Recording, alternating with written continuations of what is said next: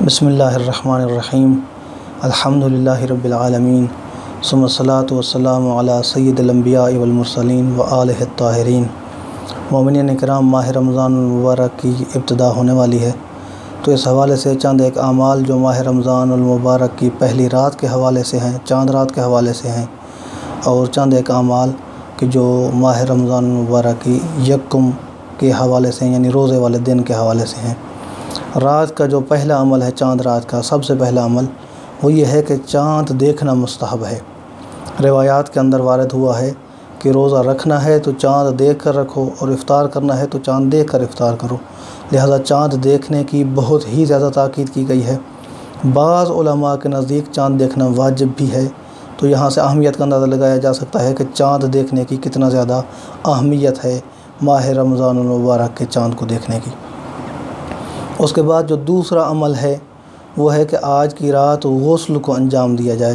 مفاتیح الجنان کے اندر صاحب مفاتیح لکھتے ہیں کہ آج کی رات اگر کوئی بندہ غسل کرتا ہے تو وہ مکمل سال یعنی سال بھر کی کسی بھی قسم کی خارش کی بیماری سے محفوظ رہے گا۔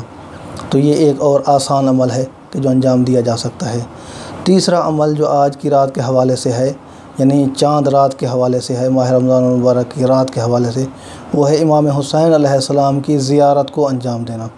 امام حسین علیہ السلام کی زیارت میں چند خصائص ایسے ہیں، یعنی معصوم کی ذات میں چند خصائص ایسے ہیں کہ جو دیگر معصومین میں نہیں پائے جاتے ہیں، لہذا امام حسین علیہ السلام کی زیارت ہر مناسبت پر مستحب ہوتی ہے، اور آج کی رات بھی امام حسین علیہ السلام کی زیارت مستحب ہے۔ اس کے علاوہ ایک اور آسان عمل جو ماہ رمضان المبارک کی پہلی کے حوالے سے ہے، یعنی پہلے روزے کے حوالے سے ہے، دن میں کیا جانے والا عمل ہے، وہ صاحب مفاتیح لکھتے ہیں کہ گلاب کا عرق جو ہے اس کا چھڑکاؤ کیا جانا چاہیے اپنے چہرے کے اوپر اور گھر کے اندر بھی۔ یہ بھی انتہائی برکت کا موجب ہوگا اور گھر کے اندر برکت نازل ہوگی اس عمل کے ذریعے سے بھی۔ دعا ہے کہ اللہ کی ذات ہمیں ماہ رمضان المبارک سے صحیح معنی میں استفادہ کرنے کی توفیق عطا فرمائے۔ والحمدللہ رب العالمین۔